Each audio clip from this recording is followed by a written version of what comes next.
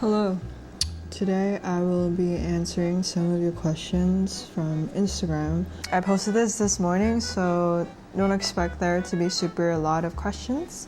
What inspired you to start doing art? I think I just always liked quieter hobbies, and when I was growing up I would spend a lot of time with my parents and they'd bring me to their meetings at times, and I would be on the side just sketching and having my own little time on the corner. Like, I didn't have a Game Boy or anything, so I would just have some pen and paper.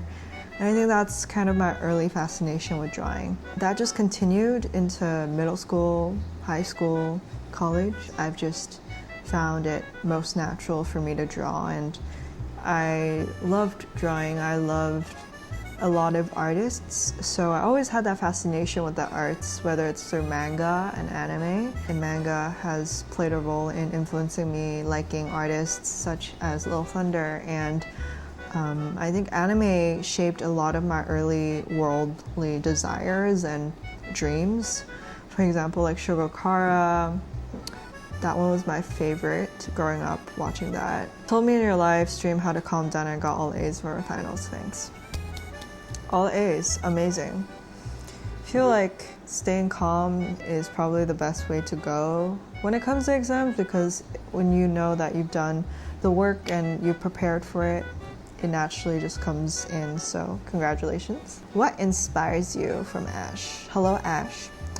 I think more recently, travels really inspire me. Pretty things and people inspire me. This effort of wanting to show gratitude to someone, that's what really, I guess, like propels me to work on collaborations and projects. Whether it's being inspired by people, for example, in F&B, there are people that I really look up to, and I eventually one day really want to be able to work with them. Not just because they make amazing food, but they build amazing teams, amazing places and communities, and I think in a way I do aspire to be them, or I also aspire to be a part of their world. Travels and food is a way of connecting with people across cultures. To be honest, I am a picky eater, so for example, during COVID, because we couldn't travel anywhere, I would just travel to places by drawing the food. It's as if I kind of visually went there and was able to visually indulge in that culture without traveling. That makes sense.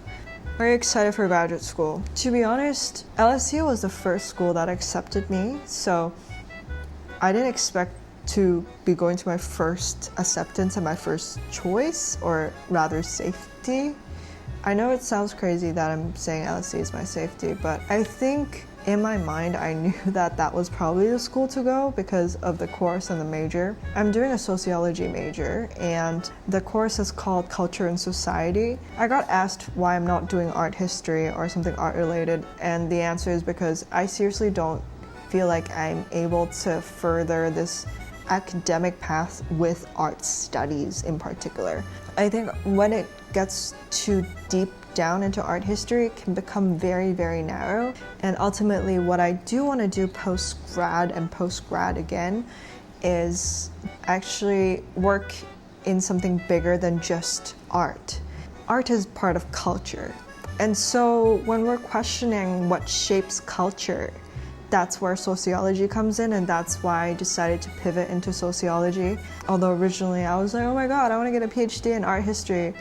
But I'm telling you, like, although I have an interest in art history, I'm only really interested in contemporary art history, and more specifically Murakami Takashi-san and Yoshitomo Nara-san and Aya Takano-san, Lil Thunder-san.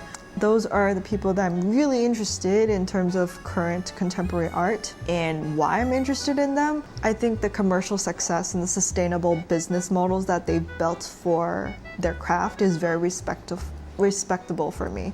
And that's where my interest comes in, this desire of understanding how to build a sustainable path, or a sustainable career for an artist, because I still struggle with that. I think right now, because art is not something that's constantly in demand, unless you're you're a highly in-demand artist, it's hard to keep that momentum. It's hard to keep that sustainable income and finances to keep you afloat. And I still live with my parents, and also I just taking whatever jobs I get, not just related to art. I do entrepreneurial stuff on the side, I do modeling on the side, I do influencer stuff sometimes, and I also take art commissions. So it's kind of like having to do everything, and I think that's great. But at the same time, you're thinking, if I just want to do art, like, am I able to afford that? I think for me, when I just graduated college, the last few weeks of my semester was really difficult, partially because I was so burnt out by just taking the classes that aren't really relevant to what I'm interested in. So it was really hard to get those done.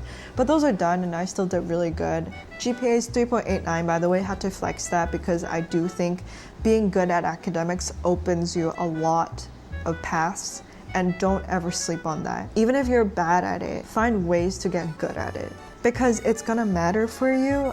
Sure, some people are going to say academics don't matter, but if you're an Asian trying to break it in the Asian market, I feel like with artists, or like building an artist career, reputation is really important. They want to know where you're coming from, your background, and also what shapes your art. Can you talk about your art? How are you going to develop in the future? Get yourself educated and learn how to talk about your work. Learn how to hold yourself in a place where you can academically inform people that don't speak your visual language. Growing up in Asia, there's people that don't understand the value of what I do, and half of my time of working with clients is talking and communicating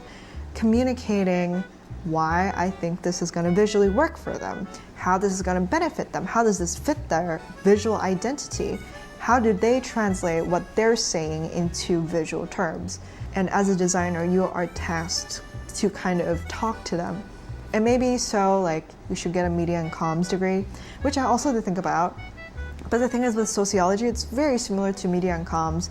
And so I looked at the modules, and they do study similar stuff. So I was like, originally I did want to switch to media and comms, but I realized that sociology would give me more options in the future to pursue a PhD or something like that. And I feel like there's still a lot of things for me to learn. And the reason why I didn't choose philosophy is because I feel like that would just spiral further with my overthinking, and I really can't deal with that. So, yeah. Hey Kai, I just wanted to ask you if we'll get more vlogs of you this month. Does this count? I've been kind of just like struggling to think about what it is that people want to watch, what I should film. I think it would be worthwhile to I generally don't know what you're interested in. Like, maybe if you give me some suggestions, that'll be really helpful too. But it's not a vlog, but this one is a Q&A. And of course, I'm going to be making things that I want to make, which I think I definitely do want to experiment more with filmmaking, which I know is crazy. I don't know why the emotions and the emo-ness that came out of me during my Tokyo time definitely just brewed and became something else. I think, yeah, I'll definitely see where that goes, because I want to hit some goals for myself. After taking like 1 or 2 weeks off, I think I am ready for this kind of redirection and want to work towards my future. Did you find uni demanding or hard? How was uni like? My uni life was very interesting because to some people, it was like the WBB program, which was called the World Bachelors of Business. WBB is this program where you basically go to 3 different universities around the world, and you do 1 year in each, and the last year you get to choose which school you want to go to and graduate there. The schools are Hong Kong UST, USC, and there's the Milan University. I'm sorry, I don't know the name, but I'll put it here. My friend did this program and she really enjoyed it. I think a lot of people grow a lot from this program. It's a very interesting situation where you move every year, but you're stuck with the same people. Why I say that my course or my degree was very similar to that was because my first year was at Parsons. I didn't intend for this to happen, but first year was at Parsons, didn't really like it, so I transferred to USC. Spent a year at USC, and I knew that going in, I was like, I need to spend a year in Tokyo. And so because of that, I applied to study abroad in Tokyo for a year in my 3rd year, my junior year. So I spent a year in Tokyo, and then I knew I wanted to graduate on time, and so I came back to USC and did my last year here. My degree was essentially New York, LA, Tokyo, LA, so I was pretty content with how it turned out, to be honest. I think uni is definitely demanding, and it also depends on what courses and classes you take. It's also very dependent on your professors and your TAs. Ultimately, I think I did pretty well, I want to say, and because I did A-levels, I was able to waive a lot of the general liberal arts requirements at USC, which is great. I wasn't a part of a lot of student organizations. I just honestly did my own thing. I took 3 internships because I felt like I wanted to learn more working instead of doing student organizations, and I think it's also part of my personality that I tend to be more of a lone wolf, so I really enjoy me time and doing things on my own accord. And I think that's also what I realized, that maybe remote work as an option for me is not going to be bad. I always got my work done on time. I think I learned a lot through my internships, and I made a lot of good friends, but making friends at the start was not easy. My first year, it was easier for me to make friends because everyone was so similar in the sense that we all liked art and can talk about art. It had a really high international demographic in there, so I'd say I was able to find good friends in that school that I still talk to today. I think ultimately what uni did for me was that I really got to know myself better, and because of the experiences of moving so much and meeting so much different people, having different experiences with internships and facing rejections really early on, it built a lot of my character and made me bet on myself. If no one's gonna believe in what I can do when working for someone else, or if I can't work for someone else because they don't believe in my ability or my value, then I'd rather spend the time on myself and build my own self. I was just gonna go full on with content, and I did that for a month when I was in Tokyo while I was still doing school. I was really depressed, and I posted 3 times a day. Sometimes it'll be 2 reels, sometimes it'll be 1 reel and 2 posts, and I thought I was insane, but I think I grew a lot during that time, and I think that to me gave me a lot of motivation to keep going. And that's also why I trust myself a lot more. There's still times where I'm like, what if? I'm always thinking, and I think I've been overthinking a lot, so I think instead of overthinking, I'll just do it. You talk about share your life, you in an art account. So yeah, sure. This started off as an art account, but I want some things for you to know is that although it is an art account, I feel like art has always been tied to my identity. There's some people that would much rather separate it, and for a very long time my art account and my personal account was separated until it couldn't be anymore. Until I started doing vlogs and until I started documenting my life in Tokyo. I just put my face out there because I wanted to not hide behind a screen, and there were things beyond just art that I was interested in documenting. And so when I just started documenting myself and putting myself out there, it's kind of scary, and I think I lost a lot of followers because people were like, oh, I didn't come for this, right? And that's totally fine. I'm getting older. I am more interested in learning about who the artist is, what their background is, what informs their art, how can I see the world through their lens and kind of understand them better. And so because of that, I also listened to my friends, and they were like, Kai, you dance a lot, why don't you share about it? Because that's a big personality thing for you. And I feel like because you're not posting about it, it feels that it's incomplete. And I think that comment made me think, and that was the first time I had the courage to post a dance cover, which is really random. I think I'm not a one-dimensional human in any way, and I don't think any artist is one-dimensional in any way. So just for me as an artist, I want people to know who they're working with, and I want them to know I am this 22-year-old that's from Hong Kong, that's really proud of where she's from and really interested in different things in life, and not just art. And there are a lot of things that inform my art, and I feel like art is all encapsulating, and it's not just visual art, it can be performance art, and that's just my own personal take on it. I know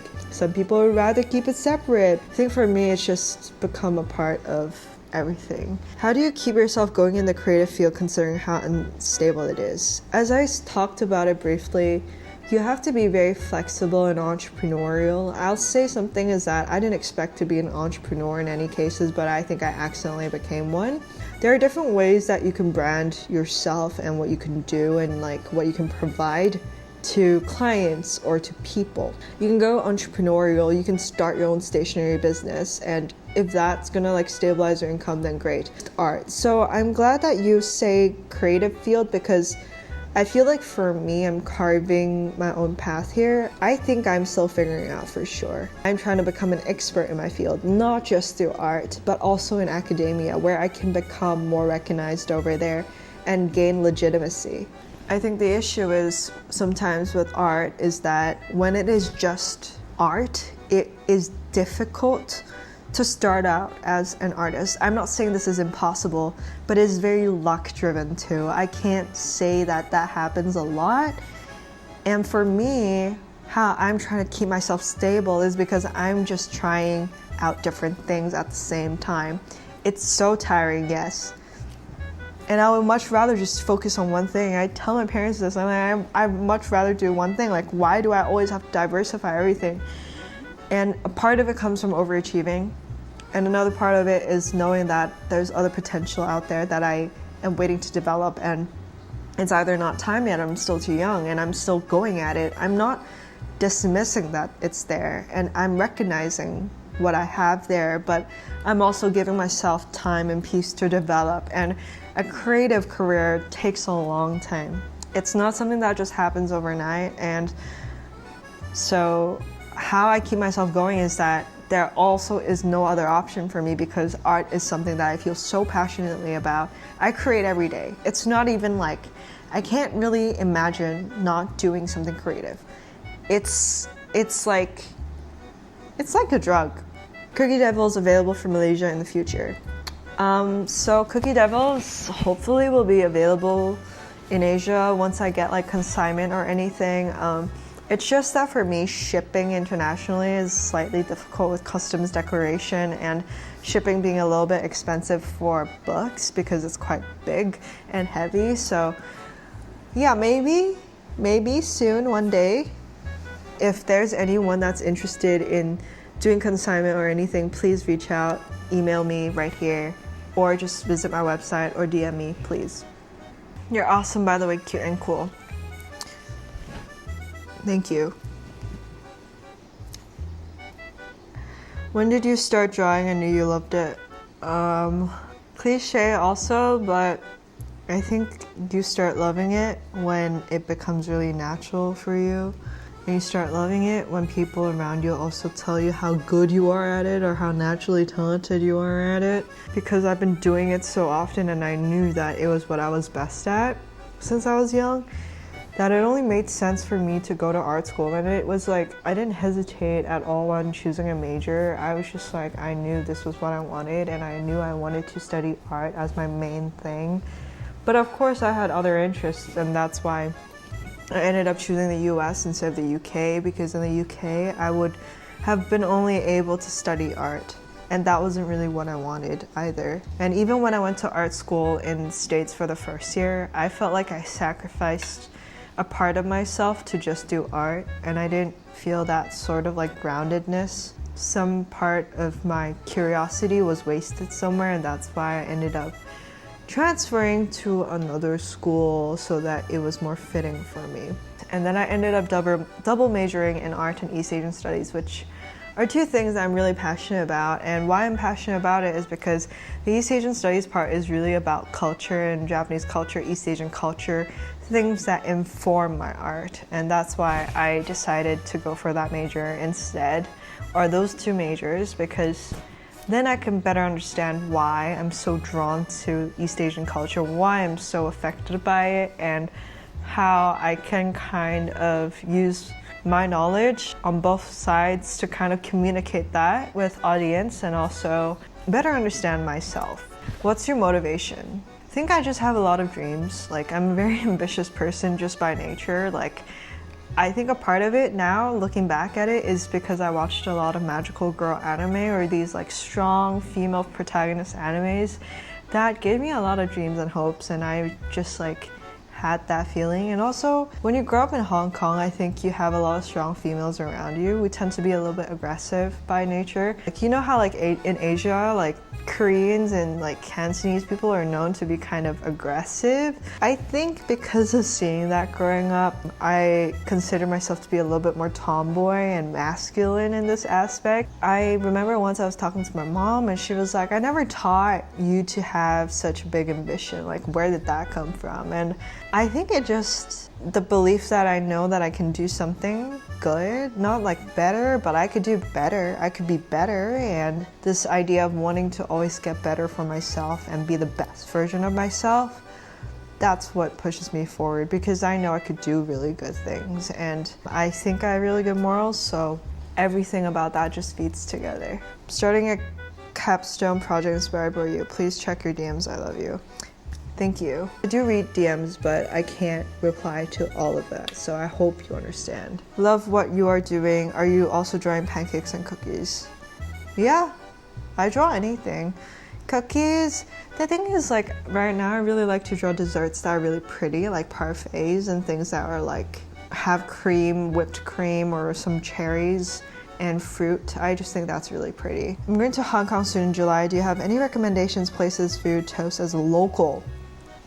So I also came into like the realization that I am more well versed in traveling to other places than my own home country, and I think this is the issue, and also why I decided to vlog again, because I feel like I know Korea, like Seoul, Tokyo, Aomori, Osaka, Los Angeles, New York way better than I know Hong Kong. Like, when you ask me for recommendations, I can't tell you anything. Recommendations for places, my favorite place in Hong Kong is Kowloon. So for example, Kowloon side, like Yaomade, Wanggong,同尖沙咀啦. Why? Because they're all on the same like street.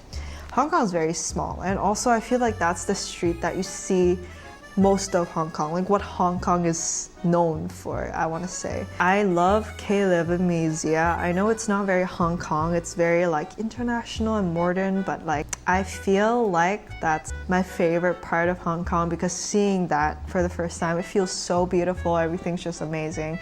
I recommend anyone to go to K11 Museum, even just for the vibes, even though it doesn't really feel like Hong Kong.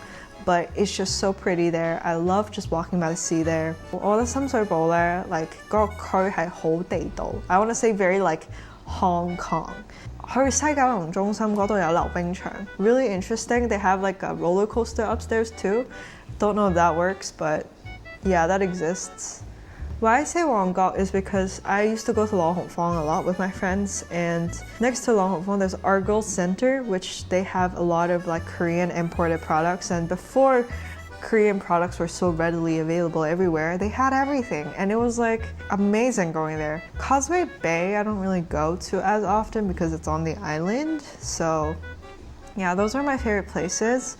As for Tang, I don't really have a lot of options for you, but I think if you're in Hong Kong, you definitely have to go to Bakehouse. It's not even sponsored at this point. Everyone knows about the Bakehouse. They have the sourdough egg tarts. I think it's a very like East and West fusion, perfect product. If you go to the Bakehouse in Sha Tin, they have all-day breakfast, and I really recommend that lobster bisque or seafood stew with the pretzel twist. I didn't expect to like the pretzel twist, but it was really good.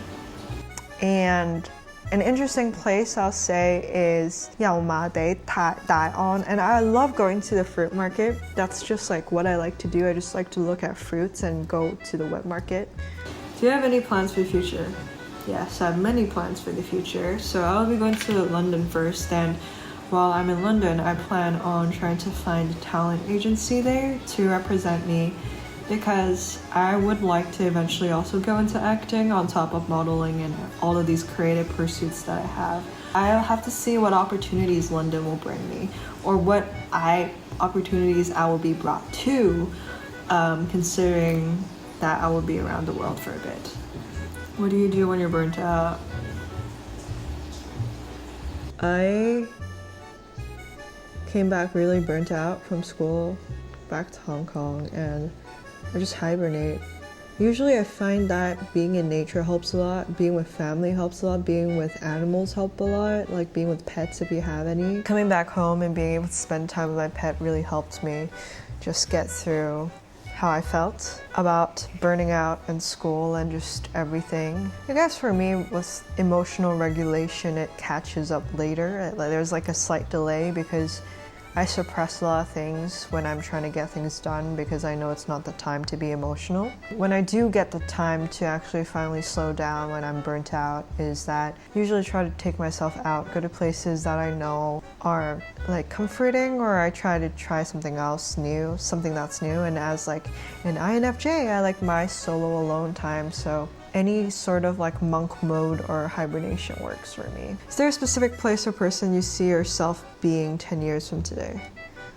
I think in 10 years, I see myself back in Asia, probably in Hong Kong, but after post-graduating, I see myself like moving in between a lot of Asian countries, East Asian countries in particular. Not really sure, but I see myself on a sort of red carpet of sorts. I kind of have that visions. I feel like it's gonna happen one day, but I'm not sure. But I ask myself this a lot. I'm like, what kind of person do I want to be? And the person that I want to be is someone that I admire and someone that I respect. And that's probably the person that I will continue to be in 10 years. What's the hardest challenge after graduating high school? Depends on where you're gonna go for university. I think the toughest challenge for me was adapting to a new environment, especially Los Angeles, because it's so car reliant and so different from Hong Kong. I think that was probably the toughest challenge I had because it was so different from the life that I've been accustomed to, and it was a culture shock really. I was really depressed in my first few months in LA and I didn't really find friends at the start. So yeah, I think that was kind of difficult and I burnt out really badly in the first semester. I was doing 21 credits, doing 3 internships and all at the same time because I was like, oh, I have a lot of time. And was there anything you were insecure about in life? If yes, what did you do to cope up with it? I think my insecurities were more so, I didn't really talk about it. I think I had slight body image issues because the kind of media that I was consuming was a lot of, trigger warning, skinny K-pop idols, and you didn't really see a lot of body diversity, body representation, right? And I think that kind of messes up with your expectation of what a woman's body is supposed to look like.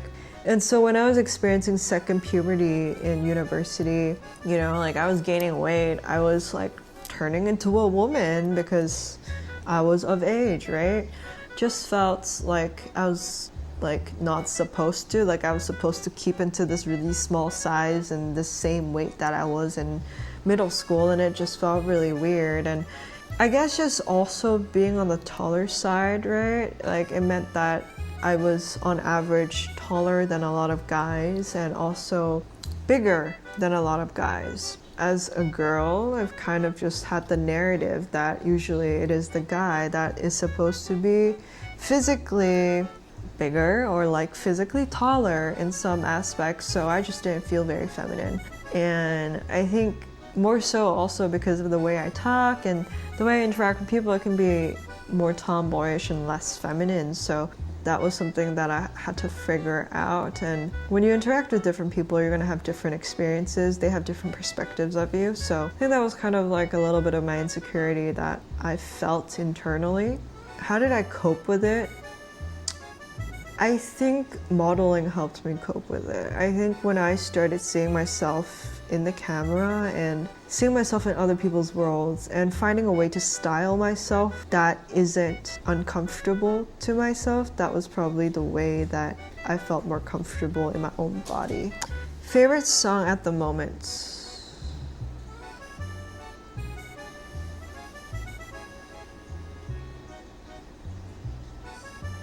I'm gonna be real with you, I haven't been listening to music that often. I want you to... S'mores, maybe? That one? Just because that's the one that's in my head right now. Hop, step, jump, it, draw, drawn. Chip, sit up, wipe it, who I wanna be. that's about it for today. Thank you so much for your questions. Leave comments about what you think, or if you have any further questions. We'll do part 2 at some point. But as for today, that's the end of it. So yeah.